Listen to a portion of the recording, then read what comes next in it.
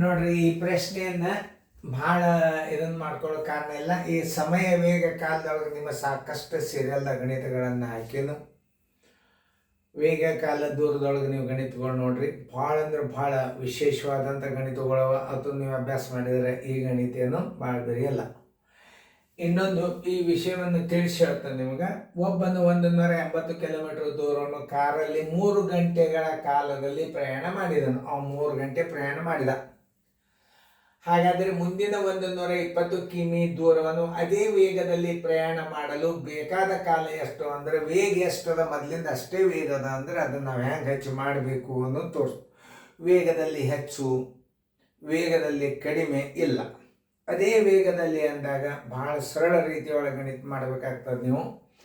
ಅದೇ ವೇಗದಲ್ಲಿ ಅಂದ ಅಥವಾ ಒಂದು ಅರ್ಧ ತಾಸು ಮುಂಚಿತ ತಲುಪಲು, ಅಥವಾ 10 ನಿಮಿಷ ತಡ ಮಾಡಿ ತಲುಪಲು, 10 ನಿಮಿಷ ಮುಂಚಿತ ತಲುಪಲು ಬೇಕಾಗುವ ಅವಧಿ ಎಷ್ಟು ಅಂತ ಹಿಂಗೆ ಕೇಳಿದ್ದ ಅಂದ್ರೆ ಆ ಗಣಿತಗಳನ್ನು ನಾನು ನಿಮಗೆ ಪ್ಲೇ ಸ್ಟೋರ್ದಲ್ಲಿ ಅದ ನೋಡ್ರಿ. ಅವು ಗಣಿತಗಳನ್ನು ಅವತ್ತು ಭಾಳ ಎಕ್ಸ್ಪರ್ಟ್ ಆಗಿರೋ. ಇದು ಎಷ್ಟದ ಅಷ್ಟೇ ಗಣಿತ ನಾ ತಿಳಿಸೋದು. ಇಷ್ಟು ತಿಳಿಸಿ ಹೇಳಿ ನಾನು, ನೀವು ಮಾಡಿರಿ, ನೀವು ಮಾಡಿದ್ದೀನಿ ನಾ ತಿಳಿಸ್ತೇನೆ. ವಿಡಿಯೋ ಮ್ಯೂಟ್ ಮಾಡಿರಿ, ಚೆಂದಂಗೆ ಗಣಿತ ಬಿಡಿಸ್ರಿ. ನೋಡ್ರಿ, ಒಬ್ಬನು 180 ಕಿಲೋಮೀಟರ್ ದೂರವನ್ನು ಕಾರಲ್ಲಿ 3 ಗಂಟೆ ಕಾಲದಲ್ಲಿ ಪ್ರಯಾಣ ಮಾಡಿದನು. ಹಾಗಾದರೆ ಮುಂದಿನ 120 ಕಿಮಿ ದೂರವನ್ನು ಅದೇ ವೇಗದಲ್ಲಿ ಪ್ರಯಾಣ ಮಾಡಲು ಬೇಕಾದ ಕಾಲ ಎಷ್ಟು? ಬಹಳ ಸರಳದ ಪ್ರಶ್ನೆ, ಸರಿಯಾಗಿ ಅರ್ಥ ಮಾಡ್ಕೋಬೇಕು ನೀವು ಅಷ್ಟೇ. ನೋಡಿ ಹೆಂಗ ಇಲ್ಲಿ ಕಿಮಿ ಹೋಗಲು ಅನ್ನೋದ ನೀವು ಹಿಂಗೆ ಹಚ್ಕೋಬೇಕು. 180 ಕಿಮಿ ಬರೋಬರಿ ಅದೇ ವೇಗ ಅಂದದಕ್ಕೆ ನಾ ಎಷ್ಟು ಸರಳ ರೀತಿ ತೋರಿಸ್ತಾನೆ ನೋಡಿ. 180 ಕಿಮಿ ದೂರಕ್ಕೆ ಎಷ್ಟು ದೂರ ಸಮ ಎಷ್ಟು? 3 ಗಂಟೆ. ವೇಗ ಬದಲಾಗಿಲ್ಲ ಅಂತಂದ್ರೆ ಭಾಳ ಸರಳ ಇದು.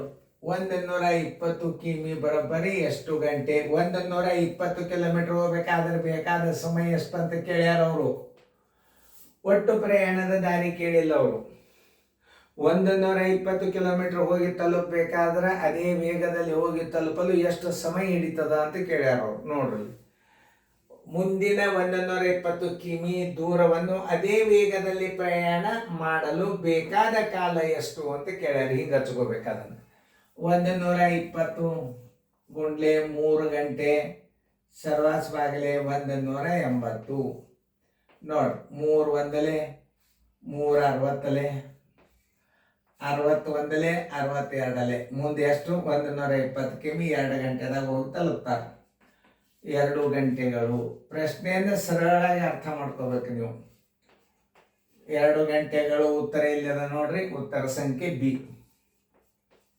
ವೇಗದಲ್ಲಿ ಹೆಚ್ಚು ಕಡಿಮೆ ಇತ್ತಂದ್ರೆ ಮತ್ತೆ ನಿಮಗೆ ನಾ ಬೇರೆ ಹೇಳತ್ತಂದ್ರೆ ಅದನ್ನ ಈಗ ಹೇಳಿದಂದ್ರೆ ಇದನ್ನು ನೀವು ತಿಳ್ಕೊಳ್ಳೋದು ಕನ್ಫ್ಯೂಸ್ ಮಾಡಿಬಿಡುತ್ತೇವೆ. ಯಾಕಂದ್ರೆ ಆ ಸಮಸ್ಯೆ ಬಂದಾಗ ಅಂಥ ಗಣಿತಗಳನ್ನು ನಾ ತಿಳಿಸ್ತೀನಿ.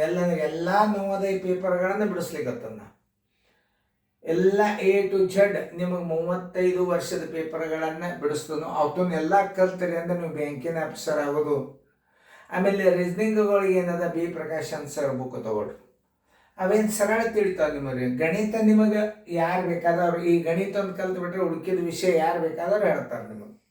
ಭಾಳ ಸರಳ. ಅವು ನಿಮಗೆ ಸಮಯ ಮುಗಿದಿಂದ ನಿಮಗೆ ರೀಸನಿಂಗ್ಗಳು ಮಾಡ್ತಾನೋ ಅದು ಬಿ ಪ್ರಕಾಶನ್ ಬುಕ್ಕನ್ನೇ ನೀವು ಸರ್ದು ಶಿವಮೊಗ್ಗದವ್ರದ್ದು ಬಿ ಪ್ರಕಾಶನ್ ಸರ್ ಬುಕ್ಕನ್ನೇ ಯೂಸ್ ಮಾಡಬೇಕಾಗ್ತದೆ. ಅದನ್ನ ಇನ್ನೂ ರೀಸನಿಂಗ್ ಮಾಡಿಲ್ಲ, ಮುಂದೆ ಮಾಡ್ತೀನಿ.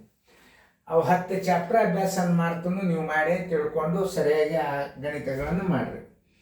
ಸರಿಯಾಗಿ ಗಣಿತ ತಿಳಿತಲ್ಲ ನಿಮಗೆ. ಈಗ ಹೆಂಗೆ ಮಾಡಬೇಕು ಅನ್ನೋದು ನಿಮಗೆ ನಾ ತಿಳಿಸನು. ಅಷ್ಟು ಚೆನ್ನಾಗಿ ತಿಳ್ಕೊಂಡು ಮಾಡಿ. ನೋಡಿ, ಇನ್ನೊಂದ್ಸಲ ತಿಳಿಸ. 180 ಕಿಮಿ ಬರೋಬ್ಬರಿ 3 ಗಂಟೆ. 120 ಕಿಮಿ ಬರೋಬ್ಬರಿ ಎಷ್ಟು ಗಂಟೆ ಅಂತ ಸರಳಾಗಿ ಇಟ್ಕೊಂಡು ಬಿಡ್ರಿ. ಯಾಕೆ? ಅದೇ ವೇಗದಲ್ಲಿ ಅಂದ ನಾವ. ಅದೇ ವೇಗದಾಗ ಅದ ಅಂದ್ರೆ ನೀವು ಹಿಂಗೆ ಹಚ್ಕೋಬೇಕು. 180 ಕಿಮಿ ಬರೋಬ್ಬರಿ 3 ಗಂಟೆ. 120 ಕಿಮಿ ಬರೋಬ್ಬರಿ ಎಷ್ಟು ಗಂಟೆ? ಅದೇ ವೇಗದಲ್ಲಿ ಹೆಚ್ಚು ಇಲ್ಲ ಕಡಿಮೆನೂ ಇಲ್ಲ ಅಂದಾಗ ಇನ್ನು ಮುಂದಿನ 120 ಕಿಲೋಮೀಟರ್ನ 2 ಗಂಟೆದಾಗ ತಲುಪದಾನ. ಅವನ ಪ್ರಯಾಣದ ಒಟ್ಟು ಅವಧಿ ಎಷ್ಟು ಹಂಗಾರ ಕೇಳಿದಲ್ಲ. ಅದು ಮೊದಲಿನ 3 ಗಂಟೆ, ಇದು 2 ಗಂಟೆ, 5 ಗಂಟೆ. 5 ಗಂಟೆ ಅವ್ರು ಇಟ್ಟೇ ಇಲ್ಲ. ಯಾಕೆ? ಒಂದು ರೀತಿಯಿಂದ ಅದು ಸರಿ ಉತ್ತರ. ಆಮೇಲೆ ಯಾವ್ದು ಉತ್ತರ ಹಾಕ್ಬೇಕಂದ್ರೆ 5 ಹಾಕಬೇಕು, ಹುಡುಗರು 2 ಹಾಕಬೇಕು ಅಂತ ಕನ್ಫ್ಯೂಸ್ ಮಾಡ್ತಾರಲ್ಲ, ಅದಕ್ಕೆ ಅವ್ರು ಏನು ಮಾಡ್ತಾರೆ, 3 ಗಂಟೆ ತೆಗೆದು ಬಿಟ್ಟಾರ, 2 ಗಂಟೆ ಇಟ್ಟಾರ, ಉತ್ತರ ಕರೆಕ್ಟ್ ಹಾಕ್ರಿ. ಸರಿಯಾಗಿ ಅರ್ಥ ಮಾಡ್ಕೊಂಡು ಗಣಿತಗಳನ್ನು ಮಾಡಿರಿ, ಫೇರ್ದಾಗ ಬರ್ಕೊಡ್ರಿ.